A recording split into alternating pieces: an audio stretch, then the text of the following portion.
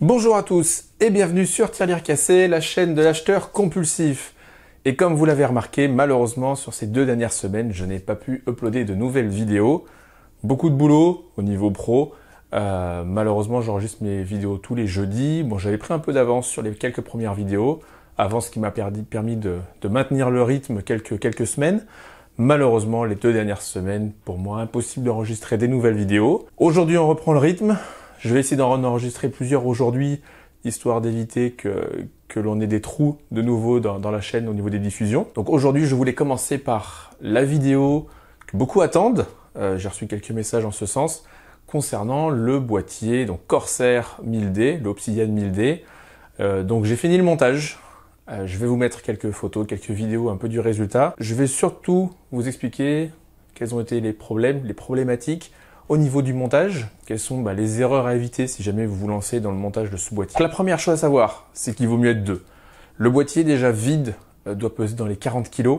C'est pas un boîtier qu'on manipule facilement. Il a été très bien emballé quand il est livré. Il est livré donc avec les portes en verre séparées. Donc ça allège un petit peu, mais voilà, il vaut mieux être 2 très honnêtement, et surtout lorsque la config est terminée. Le boîtier est excessivement lourd, donc 2 personnes, c'est le bon choix. Deuxième chose, bien planifier comment vous allez faire votre montage à l'intérieur. Le boîtier est assez intimidant, je veux dire que quand vous êtes face à lui, qu'il est ouvert, que vous avez même déjà la carte mère, tout est prêt autour de vous, que vous commencez à monter, vous dites oulala, par où je vais passer, comment ça va se passer.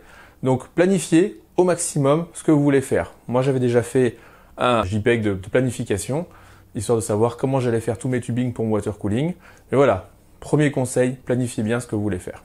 Deuxième conseil, remplir un boîtier comme celui-là, ça revient assez cher. Donc si vous pouvez étaler les dépenses sur plusieurs semaines, ça fera déjà moins mal au portefeuille. Troisième conseil, vérifiez bien avant de l'acheter que vous en ayez l'utilité. Au niveau du projet, donc ce qui était prévu, c'était de faire un nouveau bureau, un seul plan de travail, avec d'un côté un meuble de rangement pour la paperasse, on en a tous besoin, et de l'autre côté, donc le boîtier avec 2 PC à l'intérieur. Mon PC et celui de ma femme. On joue régulièrement ensemble, donc c'était pratique d'avoir un gros boîtier avec les 2 PC à l'intérieur pour libérer l'espace et que ce soit un style le plus épuré possible. Donc voilà, mon conseil, est-ce que vous en avez l'utilité? Si c'est acheter un boîtier comme celui-ci pour mettre une carte mère à l'intérieur avec un gros ventirad, très honnêtement, ça n'a absolument aucun intérêt. Le seul intérêt de ce boîtier, c'est de faire ce que j'ai fait là. 2 configs à l'intérieur, même si elles sont pour vous, si vous êtes un streamer par exemple, d'avoir votre PC de jeu et le PC qui va streamer, tout dans la même boîte, c'est quand même vachement pratique. Et si vous faites du water cooling, on a une place énorme à l'intérieur. Si vous mettez juste une carte mère avec un ventirad, ça va être complètement vide et en fait vous allez avoir l'effet inverse de ce que vous vouliez, c'est-à-dire que le boîtier va être complètement moche. Et mon dernier conseil, prenez votre temps. Le montage du PC, alors je voulais faire une vidéo sur les différentes étapes, etc. Malheureusement, le montage a pris 4 jours. Alors pas 4 jours pleins, je vous rassure, évidemment que j'ai travaillé la journée, donc je faisais ça le soir en rentrant. Mais voilà, on était 2 dessus, et il a fallu quand même 4 jours pour finir le montage. Un pas en avant, des fois 2 pas en arrière. Le fait d'avoir donc 2 cartes graphiques dans les dents, une horizontale, une verticale, ça limite l'accès après à la fin. Voilà, beaucoup de choses où vous devez démonter, remonter, démonter, remonter. Donc moi, ça m'a pris 4 jours. Donc prévoyez du temps. Il faut vraiment pas se bousculer. Il faut faire les choses tranquillement. Si vous prévoyez de faire ça en une après-midi, je vous dis, à mon avis, c'est complètement raté. Mais voilà, moi, ça m'a pris 4 jours, à raison de 3-4 heures par jour, pour obtenir donc le résultat final.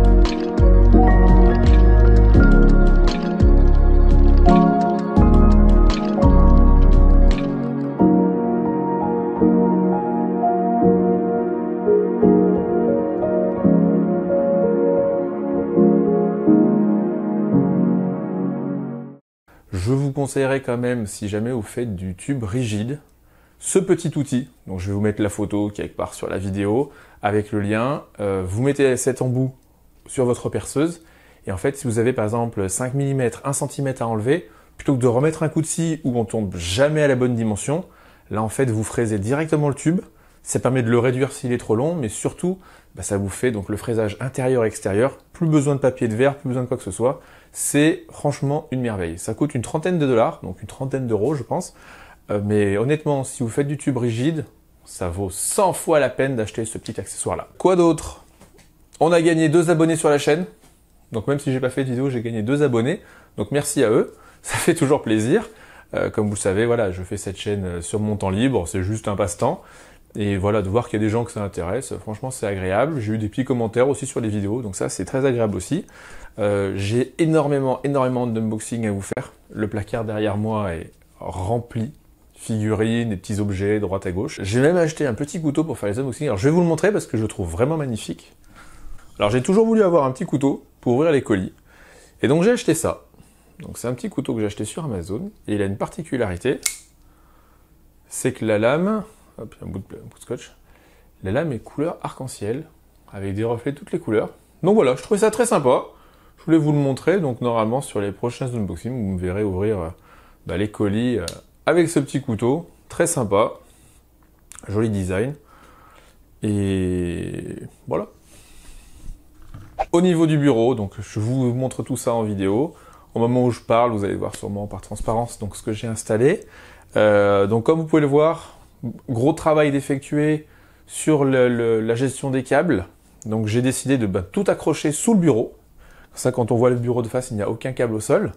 Donc tout est accroché sous le bureau, double face, que ce soit au niveau du switch réseau, que ce soit au niveau des prises électriques, que ce soit au niveau des adaptateurs secteurs pour les écrans, parce qu'on a des gros blocs, bien évidemment, comme sur les PC portables, donc ça c'est pas très pratique. Même le NAS, tout est passé, tous les câbles réseau donc sont accroché sous le bureau. Donc ça, c'est plutôt sympa. La deuxième chose aussi, comme vous avez pu le voir sur la vidéo, vous allez le voir au moment où je vous mets la vidéo, j'ai décidé de percer le bureau donc à 2 endroits, histoire de faire passer les câbles des souris, les câbles donc des pads pour jouer et les câbles des claviers. Donc voilà, cette vidéo va toucher à sa fin. Je vais essayer de vous en préparer d'autres aujourd'hui si je le peux. Sinon, sur les jours qui viennent, on devrait réussir à reprendre le rythme donc de une vidéo tous les jeudis diffusée à 20 h ici, heure locale, donc heure de la Californie. Vous devriez donc l'avoir donc vous le vendredi matin pour le week-end. Comme d'habitude, n'hésitez pas à me laisser des commentaires s'il y a quoi que ce soit. Je vous ai dit, j'ai énormément d'unboxing à vous faire maintenant, des nouveaux projets. Donc je vous dis à très vite sur Tirelire Cassé, la chaîne de l'acheteur compulsif. À bientôt!